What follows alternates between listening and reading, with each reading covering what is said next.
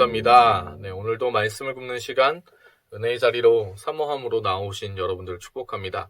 이 아침에 하나님의 말씀이 저 여러분의 그 심령 가운데 들려지고 우리가 이 복된 한날 하나님의 말씀 가운데 걸어가게 되길 소망합니다.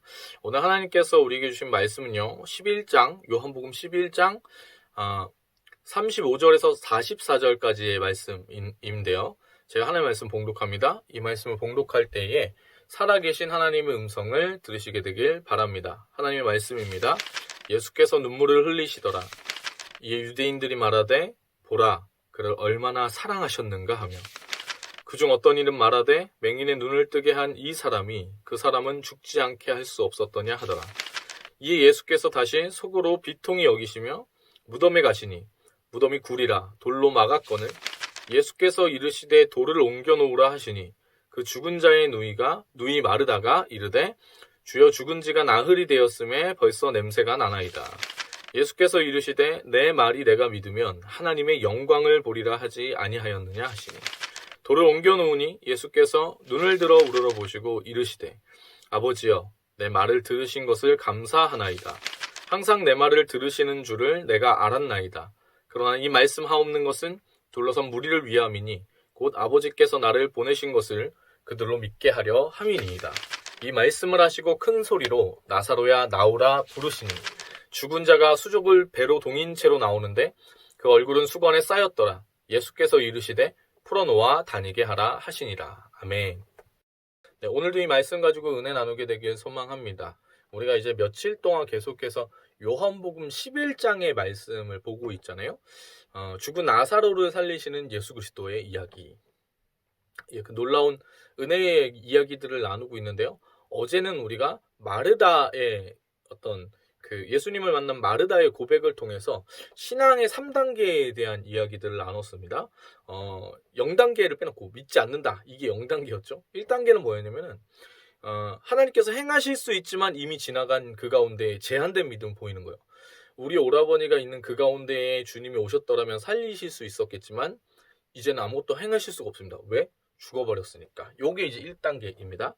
마르다의 신앙은 1단계에는 그치지 않는 2단계로 나아가는 신앙이었는데 그것은 그 오라버니가 살아있을 때 주님께서 오셨으면 죽지 않았을 거예요 라고 얘기하면서 그러나 지금이라도 하나님께서 뭔가 행하실 일이 있는 줄 믿습니다. 요게 이제 두 번째요. 무언가 하나님이 행하실 수 있다라는 믿음까지 나아가는 것이죠. 근데 이제 이 믿음도 2단계이고 3단계의 믿음이 따로 있는데 이 2단계와 3단계의 차이점 뭐냐면 하나님의 관점을 가지고 있는가 나의 관점을 가지고 있는가 라는 거였죠. 2단계의 신앙은 하나님께서 살리실 수 있더라도 부활의 그날에 우리 오라버니가 살아날 겁니다라는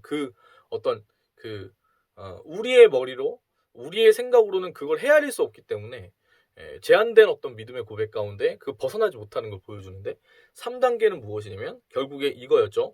주는 그리스도시요 살아계신 하나님의 아들이신데 예수님은 부활이요 생명이셔서 예수님을 믿는 자는 죽어도 살겠고 살아서 예수님 믿는 자는 영원한 생명을 누리게 된다.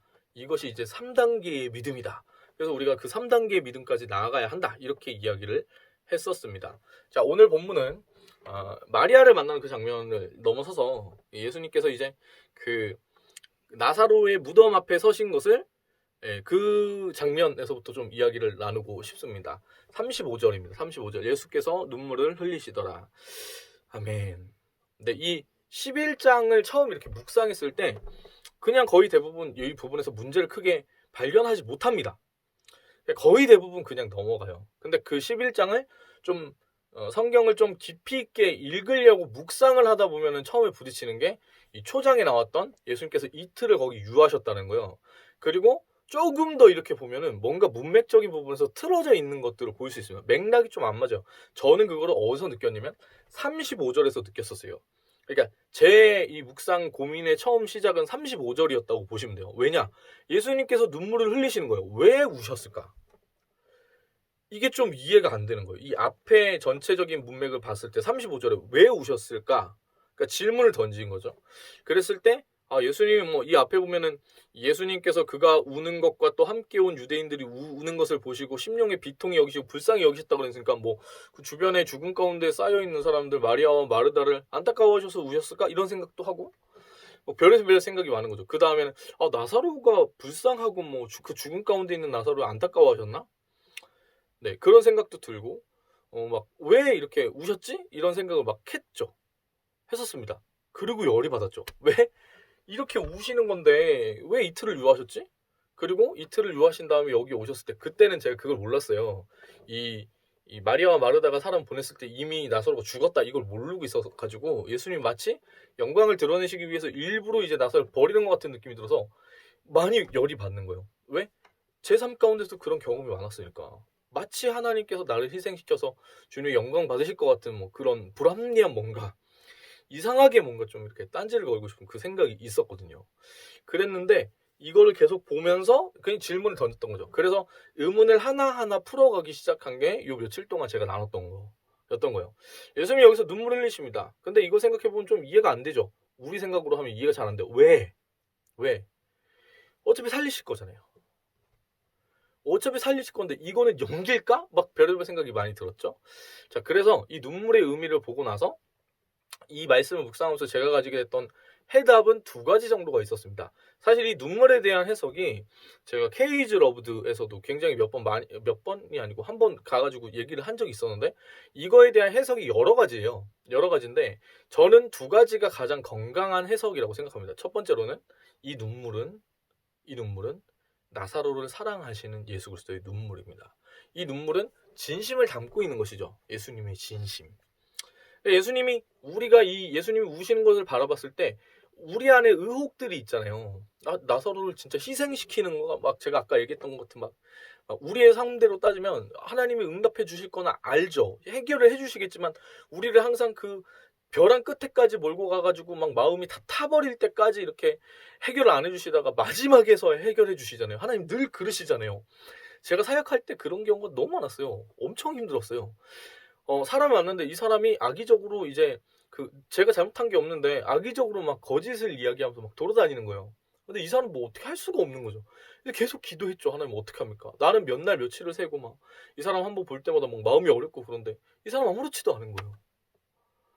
하나님 근데 이거 어떡하죠? 이 일 때문에 안 부딪히면 제일 좋은데 이 일 때문에 뭔가 이 사람 만나야 되고 해결을 해야 되는데 어떡하죠? 그랬는데 하나님 응답해 주실 줄은 알았지만 항상 힘겹게 그 삶을 걸어가는 게 너무 힘들 때가 있는 거예요. 사역하면서. 네, 제가 좀 나름대로는 운이 별로 없는 사역자거든요. 나름대로 굉장히 열심히 사역을 했음에도 불구하고 다른 뭔가 주변에 이제 달려가는 사람들에 비해서는 뭔가 도움의 손길 뭐 그런 게 좀 많이 없었다고 할 수도 있고 제가 그 좋은 자리에는 항상 박차고 나왔기 때문에 그니 그랬어요. 그래가지고 주님 또 이거 감정이입이 막 되는 거예요. 나한테 하셨던 것처럼 나사로를 지금 이렇게 뭔지 아시죠? 그러니까 제 안에 그 마음이 있었던 거예요. 하나님에 대해서 잘 모르고 오해하는 마음. 근데 이 눈물을 흘리시는 그 눈물의 의미를 깊이 묵상했을 때 알게 된 게 있어요. 하나님은 나사로를 사랑하시는구나. 예수님이 나를 버리시거나 외면하시거나 한 게 아니구나. 그냥 눈물을 흘리시는 순간 뭔가 논리이거나 뭔가 다른 부분에 그런 게 떠나서 그냥 그 부분 예수님의 눈물을 보는 그 순간에 해결이 되는 거죠. 의문은 그거였던 거예요. 혹시 나를 그냥 이용만 하시는 거 아닐까? 날 진짜 사랑하실까?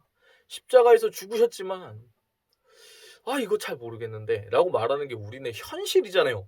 힘든 사람 만날 때 어려운 상황을 경험할 때 근데 그 가운데 예수님의 오늘 본문의 그 눈물을 바라봤을 때 그냥 그 눈물을 볼 때 알게 됐던 거예요. 날 사랑하시는구나. 두 번째 눈물의 의미는 뭐냐면 아마 요걸로 이제 풀이하는 게 더 이상적인데 이 앞에 거는 제 묵상의 결과잖아요. 근데 이제 두 번째는 뭐냐면 예수님이 지금 여기서 이제 우실 때에 위에 보면 이제 33절에 비통이 여기시고 뭐 이런 표현들이 있어요. 그래서 여기서 이제 눈물을 흘리실 때는 뭔가 좀 약간의 분노를 포함한 무언가거든요. 근데 그래가지고 이것은 무엇을 뜻하냐 이렇게 했을 때 나사로를 지배하고 있는 이 사망에 대한 부분, 이 사망, 죄로 인해서 올 수밖에 없는 이 사망에 대해서 분노하시고 안타까워하시며 눈물을 흘리셨다. 이렇게 보는 게 가장 건강한 해석이죠. 네, 아무튼 눈물의 의미가 그렇습니다. 근데 저는 일단 그걸 꼭 얘기하고 싶어요. 여러분 우리가 우리의 삶 가운데 힘듭니다. 어렵습니다. 오해하죠. 그래서 삶에 처인 현실이 너무 어려우니까. 근데 주님이 우리를 사랑하십니다. 그 어려운 상황을 보느냐, 아니면 주님이 나를 품고 계실 때 흘리시는 그 눈물을 보느냐. 예, 그 눈물에 진심이 담겨 있는 거거든요. 자, 그래서 예수님이 우십니다. 뭐 이렇게 저렇게 한 사람들이 참 이렇게 얘기해요. 37절에 그중 어떤 이는 말하되 맹인의 눈을 뜨게 한 이 사람이 그 사람은 죽지 않게 할 수 없었더냐 하더라. 그래서 38절에 예수님께서 다시 속으로 비통히 여기셔서 무덤으로 가십니다. 이 무덤은 굴인데 돌로 막은 거죠. 그래가지고 예수님 이렇게 그 가운데 서시는데, 그래서 이제 비통히 여기셨다라는 이 표현이 이제 그 예수님한테 뭐라고 하는 그 사람들 때문에 이런 감정을 느끼시는 거다라고 보기보다, 나사로를 지금 죽게 한 이 사망의 원인인 죄로 인해서 예수님이 지금 비통히 여기신다, 이렇게 그 사망을 보고 비통히 여기신다, 이렇게 보시는 게 올바른 거죠. 자, 그 가운데 오늘 예수님께서 말씀하십니다. 돌을 옮겨 놓으라. 이 무덤을 막고 있는 돌을 옮겨 놓으라고 주님 명하십니다. 그때 마르다가 뭐라고 얘기하냐면요, 주여 죽은 지가 나흘이 되었음에 벌써 냄새가 나나이다. 자, 근데 이 마르다는 사실 좀 안타깝습니다. 왜냐면은 이 앞에 벌써 믿음의 고백을 했잖아요. 그래서 그 가운데에 믿음의 고백을 했음에도 불구하고 여기는 그 믿음 가운데 또 나아가지 못하는 모습을 보여주는 것이죠. 그래가지고 이 원래 자기가 가지고 있던 편견과 그런 것들을 얘기하는 거예요. 나흘이나 됐습니다. 벌써 냄새가 납니다. 다 썩었습니다. 여러분, 이것이 저와 여러분의 모습이죠. 하나님이 놀라운 그 일 가운데 우리를 부르셨을 때 하나님은 우리의 제한된 믿음 너머에 뭔가 믿음의 발걸음을 뛰길 원하십니다. 근데 우리는 뭐라고 얘기냐? 안 된다고 얘기하는 거죠. 안 된다고 얘기하는 겁니다. 그런데 하나님께서 우리 가운데에 그 안 된다는 믿음을 바꿔주시는데 이 돌을 옮겨놓는 믿음으로 바꿔주시는 것이죠. 그래서 우리가 그 믿음의 한계 가운데서 벗어나지 못하던 그 걸음을 옮겨서 요 제한선, 여태까지 한계로 잡았던 그 발걸음을 이렇게 이 선을 넘어서 발걸음을 딛기 시작할 때 그때 하나님의 역사가 일어나는 겁니다. 예수님께서 냄새가 난다라고 얘기하는, 할 수 없다라고 말하는, 어떠한 일도 일어날 수 없다라고 말하는 그 마르다에게 이렇게 얘기하십니다. 40절입니다. 예수께서 이르시되 내 말이 내가 믿으면 하나님의 영광을 보리라 하지 아니하였느냐 하시니. 아멘. 여러분, 우리가 그 주님을 믿어야 합니다. 그 예수님을 붙잡아야 합니다. 그때 우리의 삶 가운데 하나님의 영광이 임하게 되는 것이죠. 요즘에 이제 생명의 삶을 보면은 신명기 말씀을 가지고 묵상을 하고 있습니다. 계속해서 이제 모세가 걱정하는 것은 무엇이냐면 가나안 땅에 들어간 그 이후의 삶에 대해서 걱정을 하는 거예요. 자기는 사실 못 들어가거든요. 근데 계속 얘기하는 건 뭐냐면 가나안 땅에 들어가는 그것이 약속으로 주어진 거다. 이스라엘의 힘, 이스라엘의 군대의 준비된 상황, 이스라엘의 전략, 이런 거랑 상관이 없습니다. 어떤 인간적인 힘이 아니라 하나님의 약속으로 가나안 땅을 받게 되는 거거든요. 그래서 모세가 계속 걱정하는 건 그 가나안을 점령한 이후에 너희가 하나님을 떠날까 봐 걱정된다. 계속 이제 그런 이야기들을 합니다. 계속 그런 이야기들을. 네. 근데 그 가운데에 필요한 것이 무엇이냐면 믿음이거든요. 하나님의 영광을 보기로 결정하는 우리의 그 믿음의 삶. 여러분, 우리의 삶 가운데 하나님께서 놀라운 그 은혜로 약속하신 줄 믿습니다. 그 약속 가운데 나아갈 때 하나님께서 우리의 삶을 통해 하나님 나라를 이루시거든요. 네, 나라를 이루세요. 근데 그 여러 가지 상황 속에서 우리가 그 주님을 기억하고 붙드느냐 마느냐. 우리가 그 주님을 붙들면 당연히 우리가 하나님의 영광 가운데에 그 영광을 위해 살아가게 되고 우리의 삶 가운데 임한 하나님의 영광을 보게 되는 겁니다. 그렇지 않으면 그 땅에 있는 민족에게 영향을 받아가지고 뭐랄까, 하나님 떠나게 되는 것이죠. 우리가 하나님 앞에 믿음의 그 눈을 들어서 그 돌을 옮겨놓는 그 믿음 가운데 나가지 않으면, 우리가 예수를 믿지 않으면, 그러면 우리도 변질되어 버립니다. 자, 그래서 오늘 마르다는 어떻게 하느냐. 41절입니다. 돌을 옮겨놓으니 예수께서 눈을 들어 우러러 보시고 이르시되 아버지여 내 말을 들으신 것을 감사하나이다. 옮겨놓습니다. 그 예수님께서 하나님 앞에 기도하십니다. 기도하시고 43절에 이 말씀을 하시고 큰 소리로 나사로야 나오라 부르시니. 아멘. 어떻게 되죠? 44절입니다. 죽은 자가 수족을 배로 동인 채로 나오는데 그 얼굴은 수건에 쌓였더라. 예수께서 이르시되 풀어놓아 다니게 하라 하시니라. 자, 오늘 이 나사로의 입장을 한번 보십시오. 이 나사로는 지금 어떤 상황이죠? 죽었습니다. 그냥 죽은 게 아닙니다. 벌써 썩어버리고 냄새가 나는 상황입니다. 자, 이 상황이 누구의 상황일까요? 저와 여러분의 상황입니다. 여기 무덤 가운데 있는 것은 누구냐면 저와 여러분이 그렇게 죽은 상태로 있는 것이죠. 예수님이 없이 삶을 살아가는 우리 가운데 선한 것이 없는 것. 그 삶 가운데 썩은 내가 진동하는 그 우리의 삶 가운데 죽을 수밖에 없는, 이미 죽어버린 이 사망의 권세를 어떻게도 벗어날 수가 없는 우리 가운데 예수님이 찾아오시는 것입니다. 그래서 그 무덤가에 오신 예수님이 우리의 이름을 부르시는 것이죠. 나사로야 부르셨던 것처럼 우리의 이름을 부르십니다. 그리고 말씀하십니다. 나오라. 여러분 지금 어디에 머물고 계십니까? 예수님께서는 이미 그 무덤에서 우리를 불러내신 분이십니다. 예수님께서 나사로의 이 무덤 가운데 나아가신 것은 결국에 무엇이냐면 무덤 속에 있는 저와 여러분, 그 썩은 내가 진동하고 사망의 권세가 이미 우리 가운데 모든 것을 다 지배하고 있는 우리에게 찾아오셔서 그 무덤에 직접 예수님께서 들어가심으로 우리가 살아나게 된 것이죠. 예수님이 십자가를 지심으로 우리를 건지신 것입니다. 아멘. 그래서 어떤 일이 일어났냐? 죽지만 우리가 예수 그리스도의 부활에 참여함으로 말미암아 다시 살아나게 되는 역사가 일어나는 것이죠. 예수를 믿는 자는 그래서 영원한 생명 가운데 나아가게 되는 것입니다.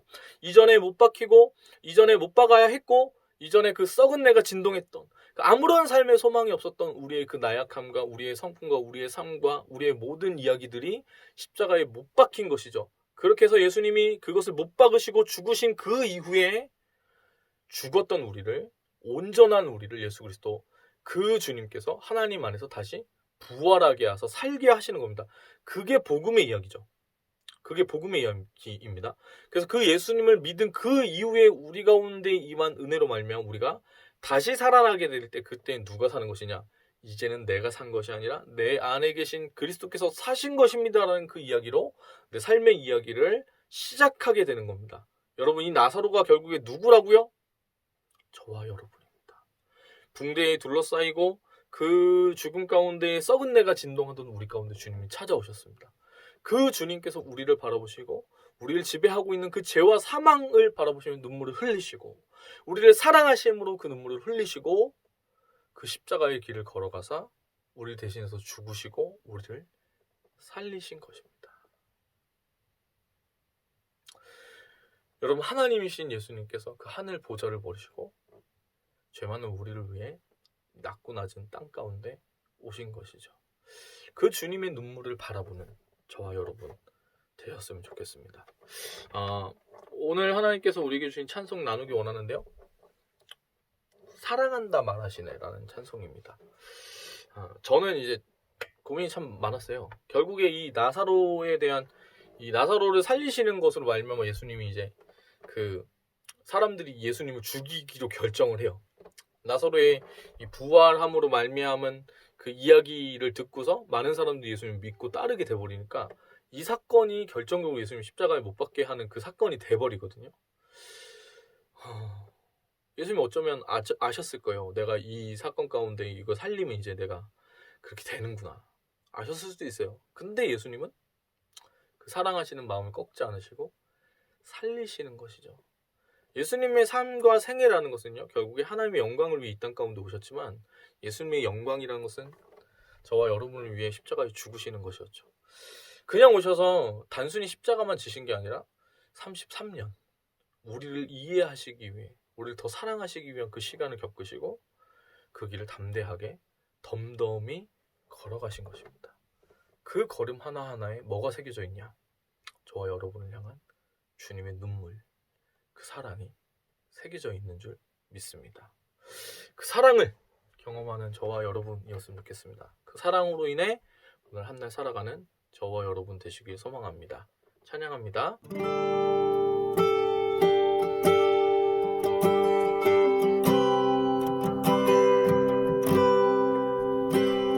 사랑의 주 내 안에 계시네. 다함이 없는 주의 크신 사랑. 사랑의 주 내 안에 계시네. 다함이 없는 주의 크신 사랑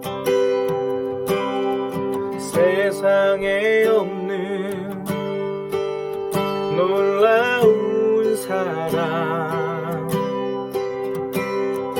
그 안에서 나는 자유하네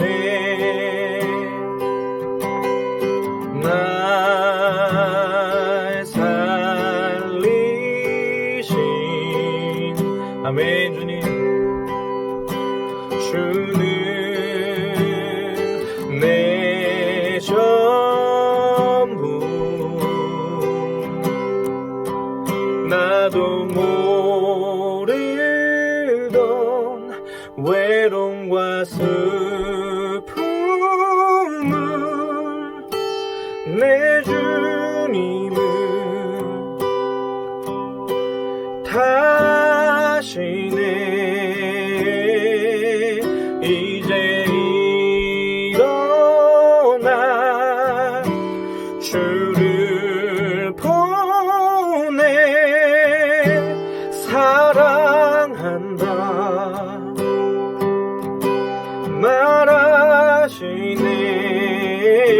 말하시네 아멘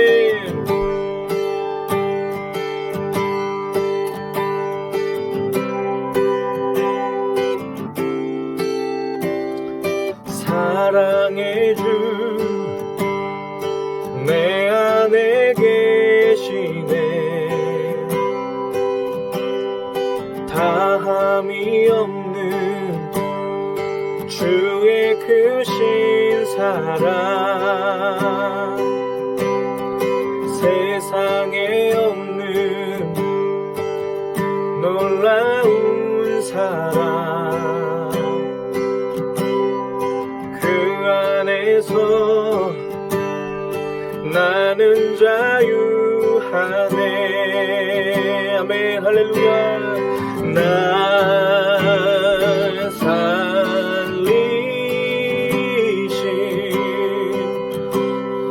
살리신 주는 내 전부 나도 모르던 외로움과 슬픔을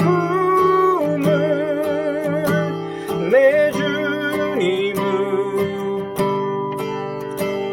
다시네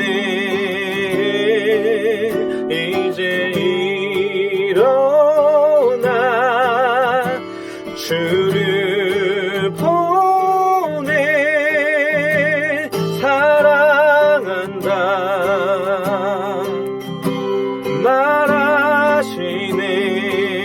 말하시네 나도 모르던 외로움과 슬픔을 내 주님은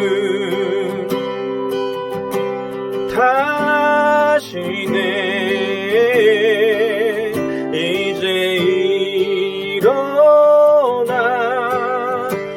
주를 보내 사랑한다 말하시네 사랑한다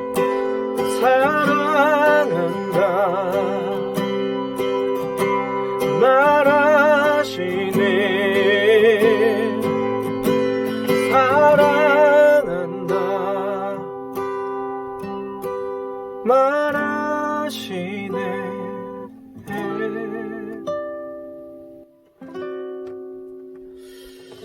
사랑의 주님 오늘 나사로야 나오라 부르신 예수 그리스도 우리의 이름을 부르시며 우리의 그 사망의 자리 죽을 수밖에 없었던 그 죄의 자리 가운데 우리를 살리셔서 부르시는 그 주님의 음성 가운데 오늘 우리도 나아가게 하여 주시옵소서. 주님 하나님 이전에 우리가 어둠 가운데 속했던 자들이었지만 예수 그리스도의 그 십자가로 말미암아 그 생명의 빛이 우리 가운데에 비추인 줄 믿습니다. 오늘도 그래서 그 주님 우리를 살리신 예수 그리스도의 그 은혜 가운데에 이제는 내가 산 것이 아니라 내 안에 그리스도께서 사신 것이라는 그 믿음 가지고 한날 힘차게 살아갈 수 있도록 생명을 전하는 자들로 살아나갈 수 있도록 우리 삶을 인도하여 주시옵소서. 주님을 찬송합니다. 감사드리며 예수님의 이름으로 기도합니다. 아멘. 사랑합니다. 축복합니다.